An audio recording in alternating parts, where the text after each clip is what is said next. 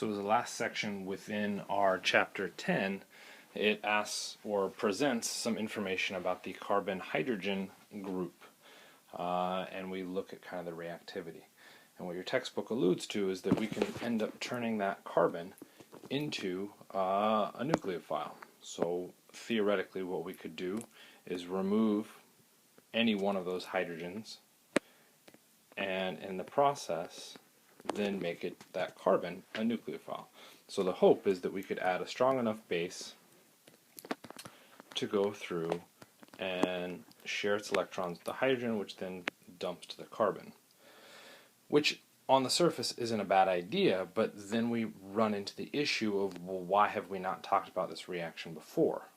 Well, the reason we haven't talked about it before is that this reaction doesn't happen. So we now got a bit of a problem.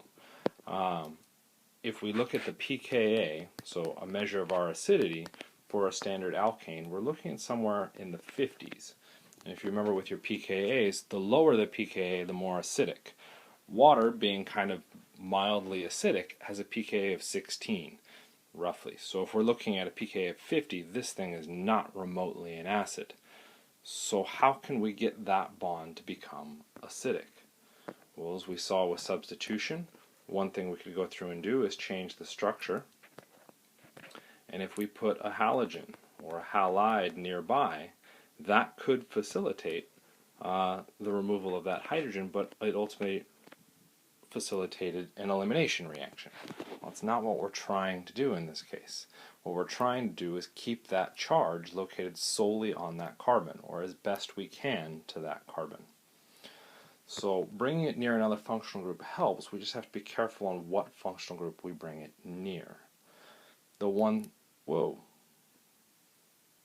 that your textbook is referencing is bringing it near a carbonyl. Okay? So if we go through and now show on our hydrogen, what happens when we go through and add the base? Well, it's going to be a very similar mechanism to what we saw before with our halogens. The electrons can come over, and we end up doing this kind of weird elimination type situation. We say, well, that might be a problem. Okay, and there's our negatively charged oxygen. We now have that double bond. So, well, that's the exact same issue we were in before, except, and now we still don't have that nucleophilic carbon. However, remember, this is in resonance. We do have the result where we have the carbonyl and the negatively charged carbon. What we are looking at is something very similar to the tautomerization that we saw with our enol. So this is that chemistry. This is where it's coming into play, is that Keto-Enol Tautomerization. So that's what this section is looking at, and you got all sorts of nasty little details that go along with it. Okay, so we've seen this before. We saw it when we looked at our alkynes, when we reacted them with mercury, and in this case, or mercury acetate, or mercury sulfate, and sulfuric acid. The result that we got out of that, theoretically, we might have assumed that we just got, our standard addition. But instead, what we saw when we did our alkyne reaction is that we ended up with, oh, that looks horrible, sorry, apologize for that. We ended up with the carbonyl. And that's because the initial product that we get after just doing the addition goes through and does this Keto-Enol Tautomerization, which we'll just call Keto-Enol. Okay? It is that chemistry, that bouncing back and forth, and ultimately that equilibrium going back and forth that we can take advantage of to get us to that enol form. Okay? And even further, potentially into the enolate. Okay? So our enol is what is shown now. Our enolate merely means we remove that hydrogen and we have a negatively charged oxygen. Okay, so that's the chemistry we're really pushing at. Because of this tautomerization, all that fun stuff, we can get that strong nucleophile out of this. So it turns out that we can go through and do this chemistry either under acidic or basic conditions. Okay, so we get the same sort of end result, but how it happens ends up changing. Okay? So if we looked, say, at this first section, which we'll call red for the moment, we would want to evaluate what is our most reactive thing. Okay, well, we have H plus as a strong acid, and we have that ketone. Well, hopefully you recognize that H plus is the most reactive thing. So our ketone can go through an attack, and we would end up with, as a product, this guy. Okay. Well, that now becomes an unstable oxygen, so what can happen is that oxygen can suck electrons from that carbon, but then the carbon becomes positively charged. So we've got a resonance structure with a positively charged carbon. That then goes through and makes a hydrogen at that next position relatively acidic, and it can be pulled off by anything remotely basic. Notice we are under acidic conditions, so saying a base here becomes a bit problematic. So this is where I don't specify it in what I'm saying, remotely basic. Well, what's remotely basic? How about another carbonyl? Okay, or maybe even water that's present coming from our acid. All of those are potential bases that could come through and remove that hydrogen. So it doesn't have to be a strong base, it just has to be something basic. And that takes us to our enol.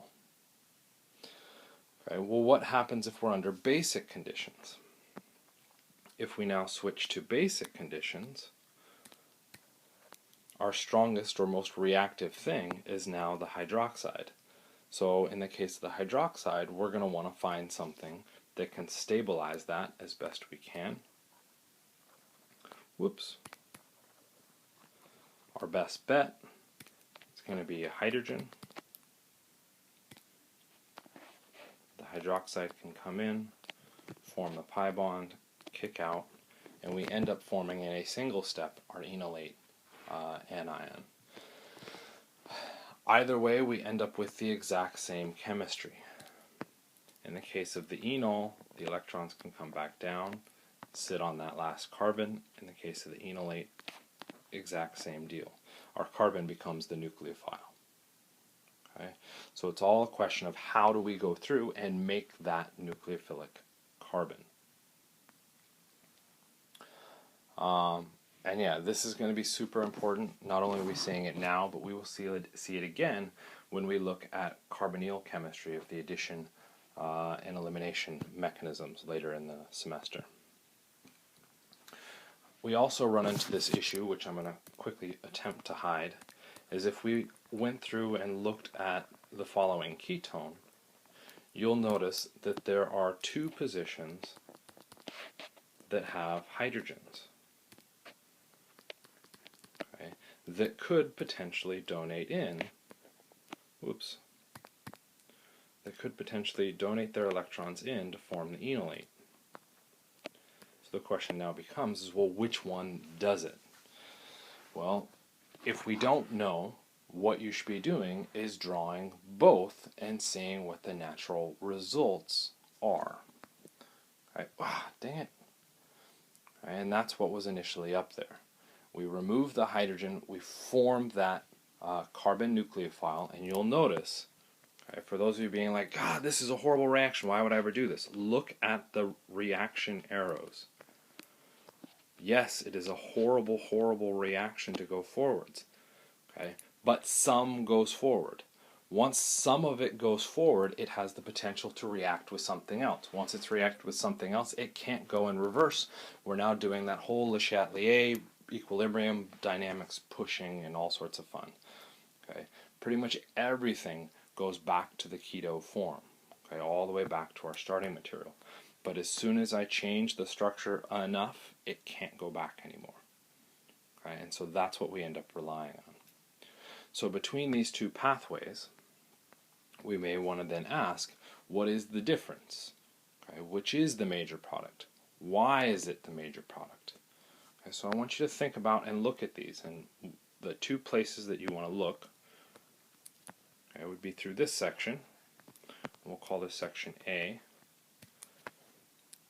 And this section, which we'll call section B. In section B, what we're looking at is our products. In section A, what we're looking at is our intermediate. And as a sort of hint, since those are officially intermediates, let's move this to transition state, which I'm going to put in quotes because it's not really a transition state. But we've talked about this issue popping up before.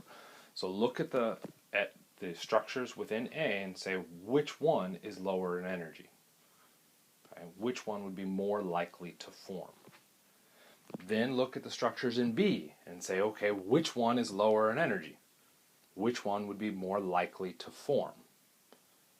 Okay? Once you've evaluated that, start to draw it into an energy diagram, because guess what? I will ask when we get into lecture and we start talking about this. That's going to be one of my questions. Which is happening, or which dynamic is happening here? After that, what we're really just going to do is say, hey, we've got the nucleophile, let's move forward. Okay, so our obvious reaction, once we have that in our carbon nucleophile, is to react it as a standard nucleophile in a substitution type reaction.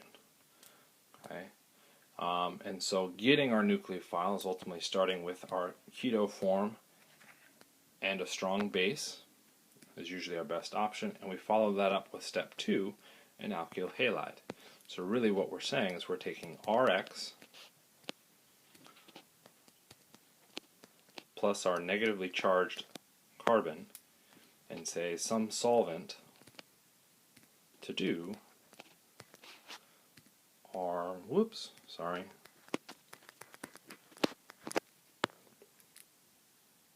and then we'd have our halogen as our leaving group. So all this is now a big weird way to generate a nucleophile. We now have a big nucleophile, but it's still just a substitution reaction, okay? Which is kind of a neat one. And we can take advantage of this further on, again, later in the semester when we start to add in new functional groups. So we need to remember and think about this one. All we're doing, nucleophile. Once we got the nucleophile, have it react, put some other stuff on it. The neat feature in this reaction is that R group is very commonly a bunch of carbons. So I can start with, say, 3 carbons in my keto form, and I could end the whole reaction with 6, 7, 8, as many carbons as I wanted through a chain lengthening. So what we have done is change the carbon skeleton, but if you look, your overall functional group change, if we're referencing the keto at least, doesn't change. We still have the ketone all the way through. Okay? So it's kind of a neat reaction. We can add carbons to a structure, okay? Which is usually a difficult thing to do because carbons are very rarely nucleophilic. This happens to be a case where we can get a carbon to be nucleophilic with relatively mild conditions.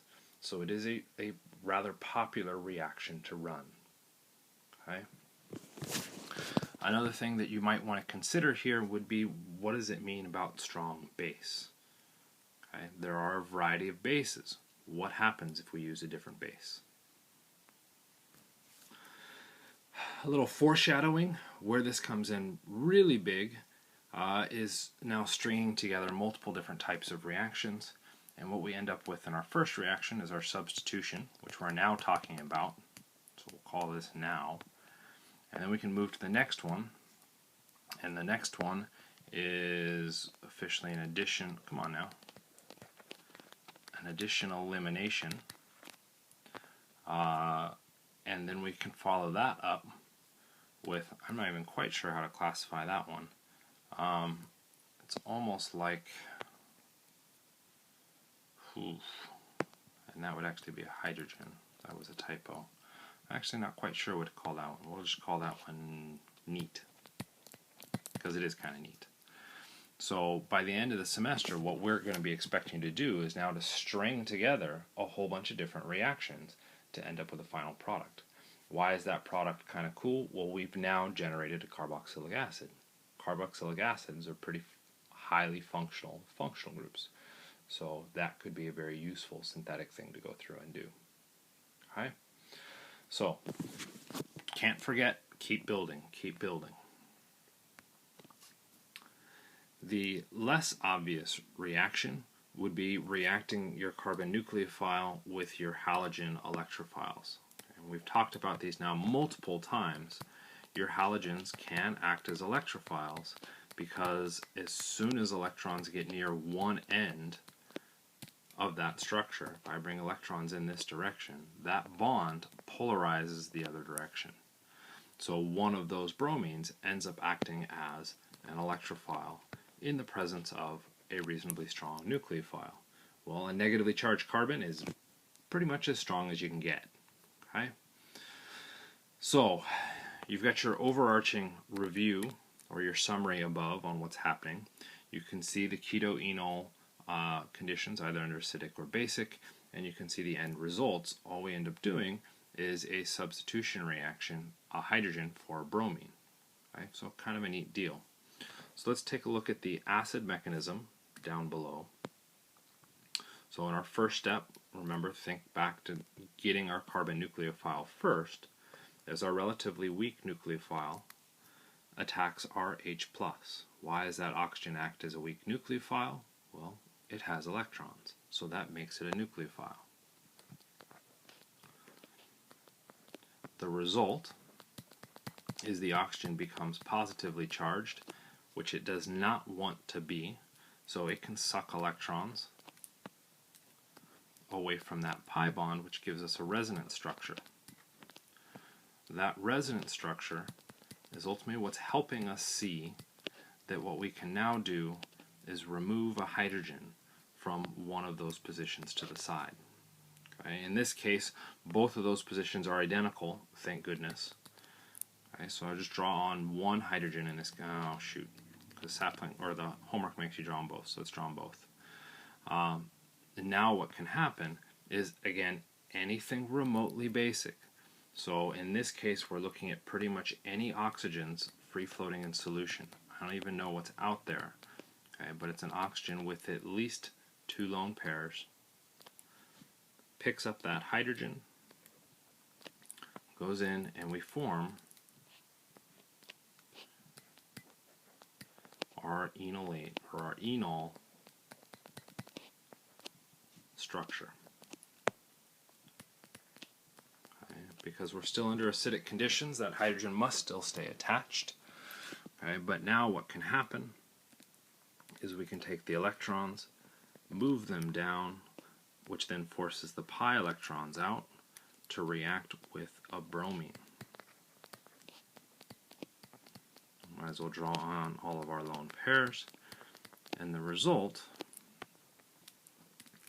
as I turn the corner, is that I will end up with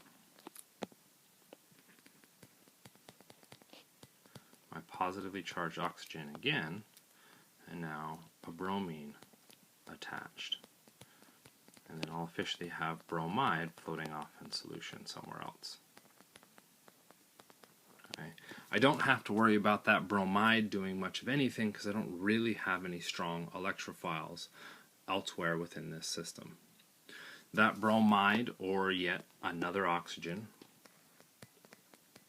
can go through and act as a base, pull off that last hydrogen, and we end up forming our official final product, which let's just go through and why not show it in purple,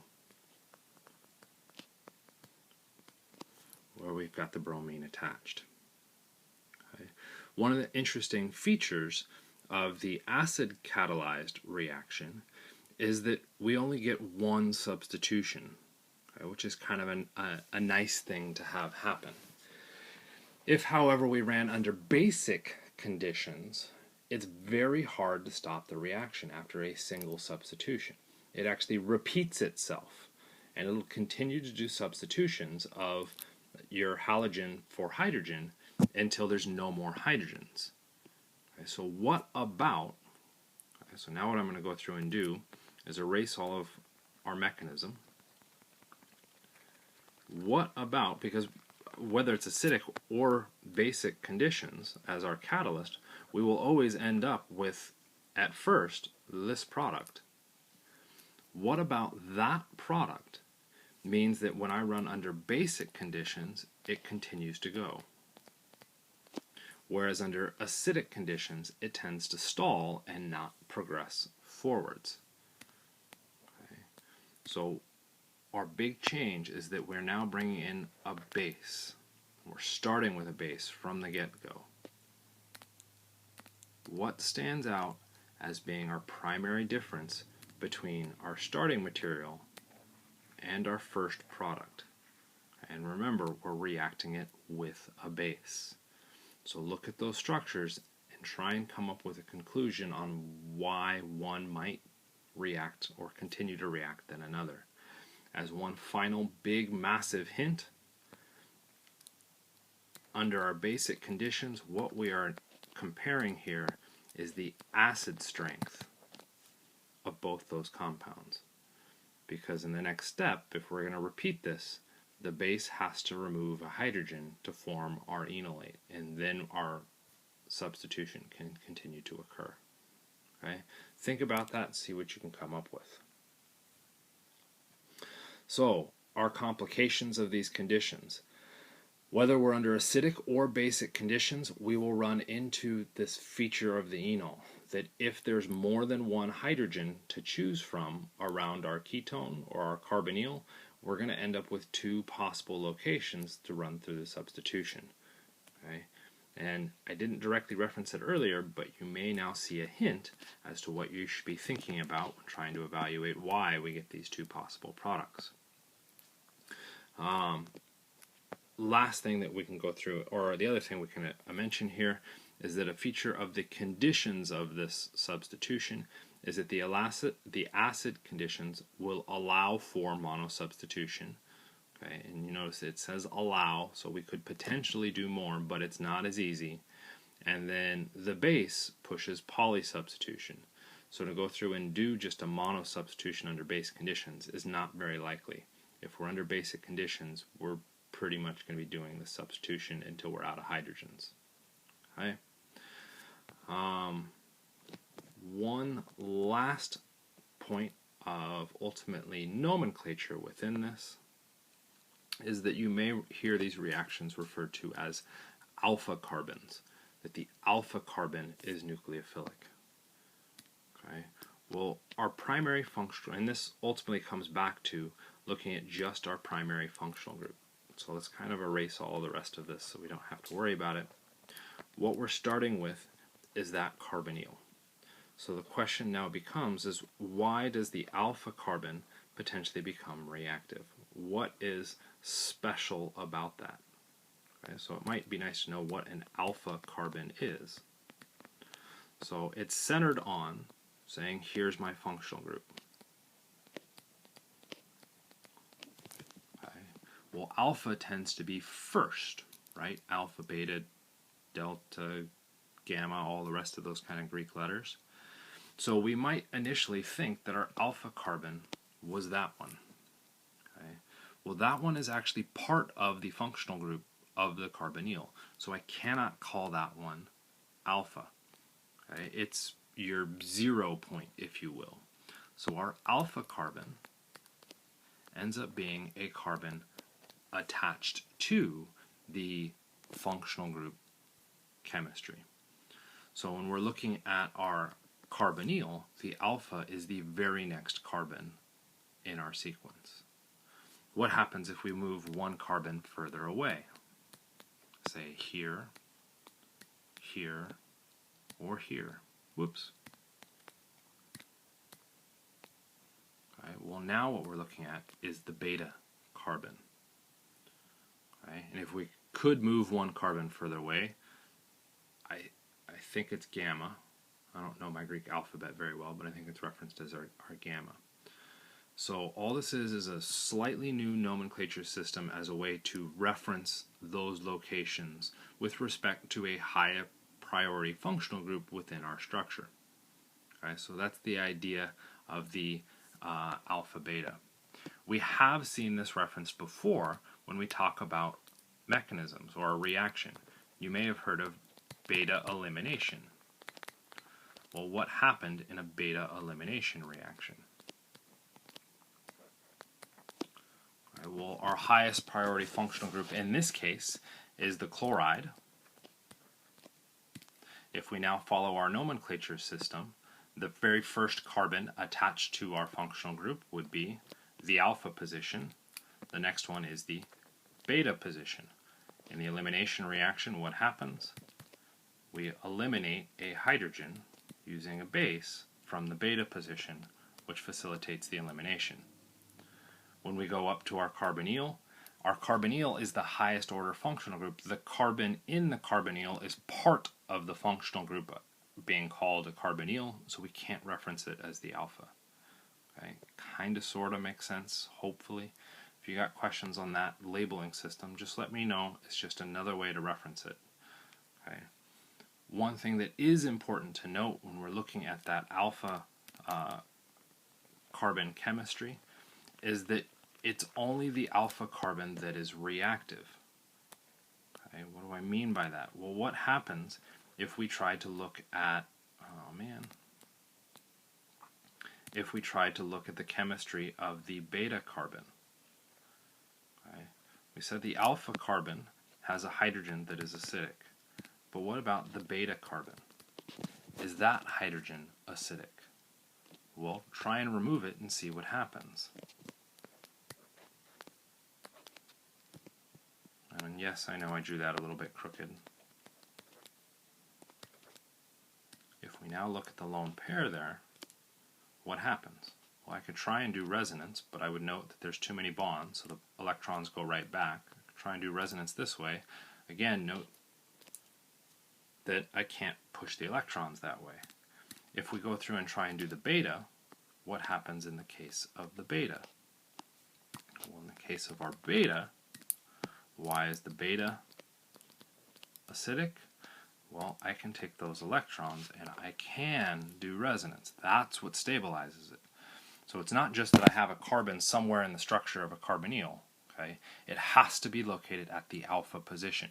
It has to be in resonance conjugation with a carbonyl. If I don't have that exact location set down and right, the chemistry does not work. Okay? So watch out for that.